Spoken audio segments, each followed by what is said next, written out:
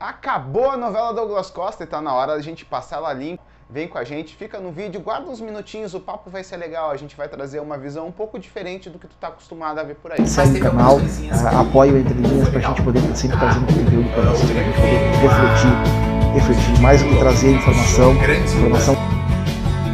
O Grêmio vivia uma situação bem complicada na sua relação da torcida com diretoria e do ânimo do torcedor com o clube por conta de algumas temporadas em que os resultados estavam muito abaixo daquilo que se esperava e a atuação, principalmente da nossa diretoria, estava. Afinal de contas, nós tínhamos superávit, mas só contratávamos refúgio. Fizemos alguns investimentos, sim, mas muito mal feitos. A coisa estava tão feia que o maior ídolo do clube foi demitido do cargo de treinador do clube e precisava haver alguma resposta. E essa resposta foi Douglas Costa. Douglas Costa é um menino da categoria de base que sempre foi identificado com o clube, que sempre manteve essa conexão e que estava abrindo mão de muito, mas muito dinheiro para voltar ao clube num ato de gremismo. Era tudo que a torcida queria. Todo mundo fez festa, todo mundo ficou contente e com razão. Mas, mesmo abrindo mão de muito dinheiro, o salário do Douglas continuava sendo um salário alto. Trazer um jogador desse porte para o Grêmio não é um investimento apenas técnico dentro do clube, ele é um investimento de clube, de projeto, é um investimento de marketing. Um jogador como esse traz associados, venda de camisas, visibilidade e com a visibilidade se traz venda de patrocínios, venda de pay-per-view, se traz também a possibilidade de você fazer inúmeros negócios na área do futebol e trazer dinheiro. Então, quando a gente vai pensar num jogador como esse, a gente tem que ter essas duas coisas em mente. Tudo aquilo que ele pode render tecnicamente, e ele tem que ser cuidado para poder fazer esse rendimento, e tudo aquilo que ele pode render em termos de marketing, em termos de estratégia para o clube. E isso também tem que ser preservado e cuidado. Isso é uma questão de boa gestão. E sob a perspectiva técnica desse projeto, veja que o Douglas é um cara que veio de uma sequência de lesão. É um cara que veio de anos jogando na Europa. E ele precisava do ano de 2021 para tratar essas lesões, fazer trabalhos preventivos e fazer uma adaptação ao futebol brasileiro. É razoável esperar que dentro do projeto Douglas Costa, na parte técnica, o ano em que ele fosse estourar e trazer os melhores rendimentos seria agora em 2022. Mas a relação acabou. O Grêmio começou muito mal o Campeonato Brasileiro, de uma maneira preocupante, e isso fez o primeiro erro dentro do projeto Douglas Costa, que foi precipitar a estreia dele. Ele estreou contra o Sport, todo mundo lembra, ele não tinha a menor condição de estrear. Tanto é que o Heverson Pimentel, o preparador físico do Grêmio, recentemente deu uma entrevista e disse: o Douglas jogou muitos minutos e nós lesionamos ele. Eu vou repetir, nós lesionamos ele. O Grêmio, na sua ânsia de utilizar Douglas Costa como uma solução técnica para o momento do time, e eu não estou dizendo que isso está errado, o Grêmio acabou atrapalhando o projeto de desenvolvimento do Douglas Costa, inclusive tecnicamente dentro do campo, porque ele entrou sem poder render aquilo que a gente esperava dele. E quando esse jogador no qual a gente tem uma alta expectativa não rende aquilo que a gente espera dele, há um prejuízo inclusive da própria imagem do jogador, e isso afeta o projeto aquele de marketing.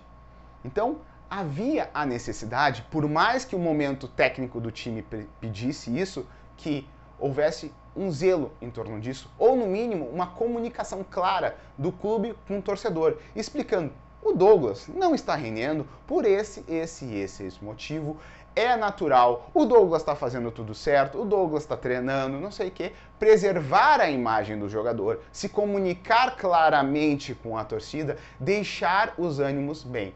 Mas a direção do Grêmio fez o quê? Se omitiu. Surgidas as primeiras críticas ao Douglas Costa pelo seu não rendimento como esperado em campo, veio um outro fator bem prejudicial: o casamento dele em Punta Cana. Casamento esse que estava acordado em contrato.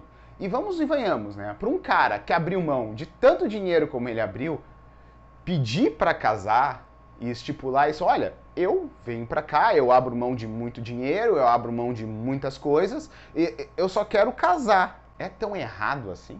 Nesse ponto específico, a gente tem uma questão muito legal da gente abordar da vida da gente, a relação família-trabalho.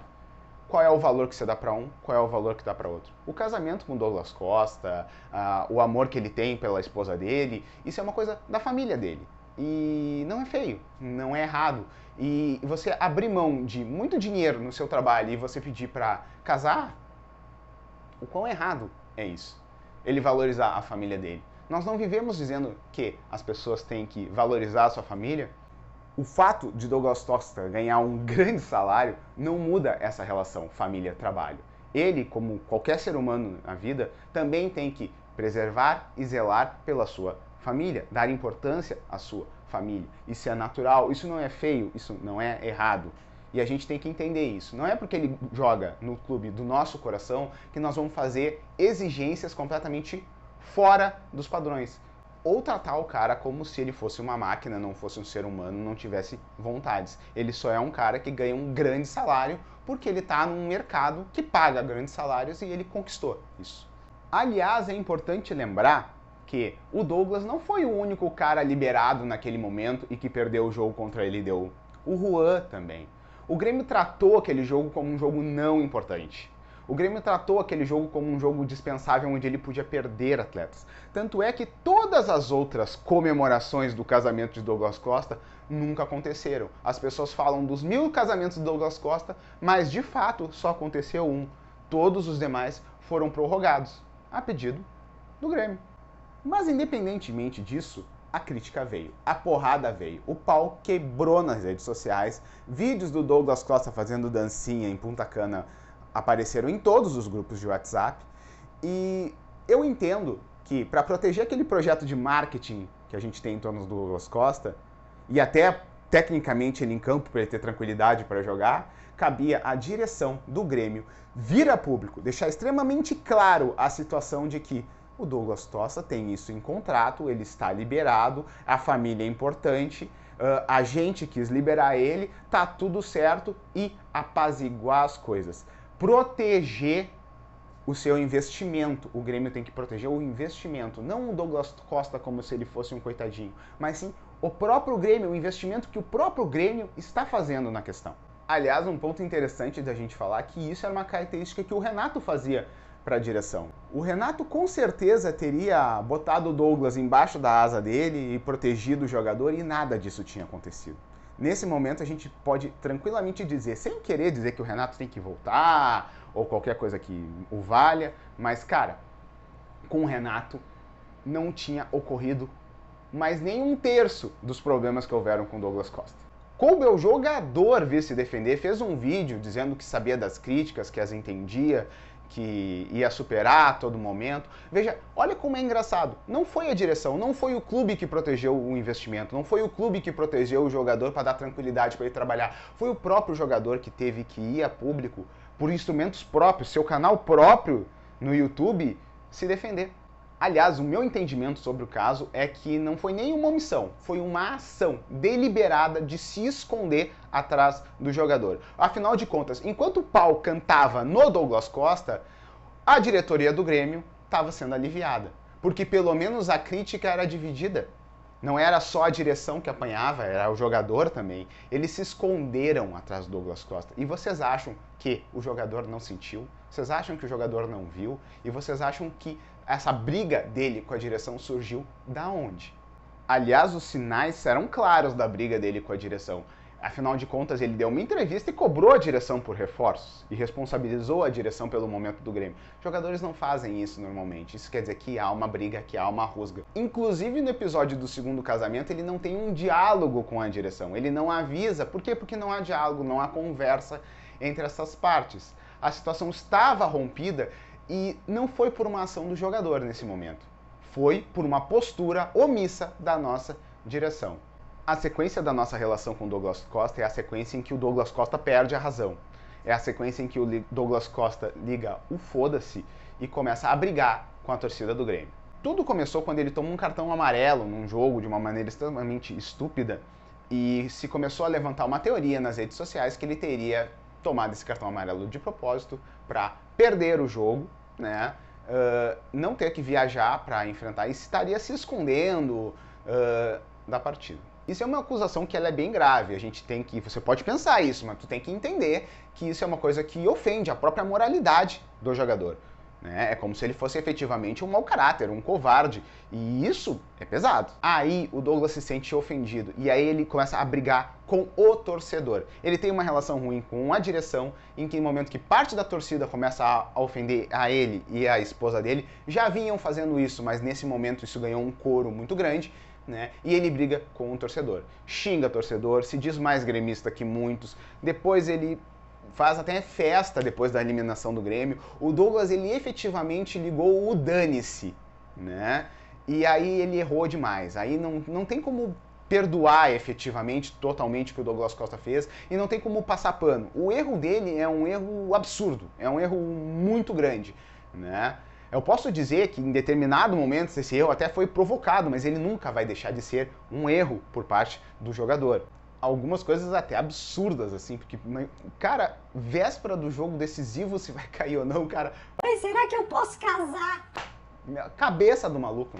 O Grêmio caiu, virou o ano, e nós sabemos que tudo que nós precisávamos nesse momento agora era tranquilidade para trabalhar. Então a gente precisava resolver qualquer questão que nós tivéssemos rápido. Mas como não existe diálogo entre diretoria e jogador, nós ficamos arrastando e nós vivemos uma novela até agora. Eu vou pontuar que o jogador podia falar com a direção, seria até bem conveniente e proativo da parte dele, mas quem devia procurar o jogador, porque é quem responde pelo clube, é a diretoria gremista. Ano novo, omissão nova. Mais uma vez, quem veio falar alguma coisa foi o jogador. Fez nota, pediu desculpas, boa parte da torcida já estava com hashtag FicaDC. Todas as pesquisas que eu particularmente vi nas redes sociais dava em torno de 60%, 70% do torcedor querendo que ele ficasse. Mas a diretoria do Grêmio ignorou isso. Em determinados momentos a diretoria do Grêmio fala que a vontade da torcida é mandatória, mas na grande maioria das vezes eles nos ignoram. Acabou a relação Grêmio-Douglas Costa. A conclusão de tudo isso é que Douglas Costa era um projeto de Grêmio, assim como outros tantos projetos nós tivemos ao longo da nossa história. E assim como muitos desses outros projetos, isso foi mal conduzido, mal gerido.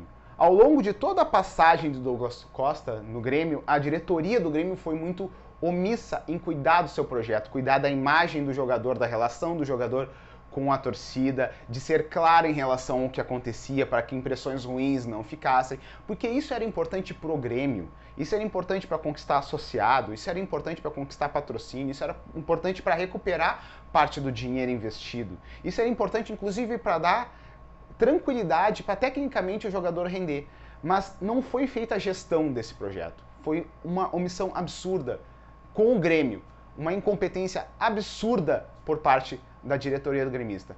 E mais, 2022 era o ano que, teoricamente, Douglas Costa, com pré-temporada, adaptado ao futebol brasileiro, esse era o ano que ele ia render e esse era o ano que nós vamos ficar sem o futebol dele. Essa relação que havia ruim do Douglas Costa com boa parte da torcida do Grêmio, isso era remediável. O projeto Douglas Costa, através de ações de marketing, de conversas, vídeos institucionais, gols e momentos esportivos importantes, isso era remediável. O Grêmio podia salvar esse projeto, mas por ego de dirigente, o projeto acabou. E a questão não é se a gente vai sentir saudade ou não do Douglas Costa. É óbvio que a gente não vai sentir saudade do Douglas Costa, porque ao fim e ao cabo ele não deixou nada aqui. Mas a gente tem que parar para refletir de como a diretoria do Grêmio é incompetente e como ela olha muito mais para o próprio umbigo dela do que para os interesses do clube. Pessoal, eu espero que vocês tenham gostado do vídeo. Eu peço novamente para deixar o like, para curtir, né, para compartilhar. Por favor, compartilhe o vídeo para que esse vídeo chegue em mais pessoas, para que o nosso canal chegue a mais pessoas e a gente possa estar aqui fazendo mais conteúdo para vocês, tá? Se inscreve aí no canal. Um abraço do Luca, até o próximo vídeo.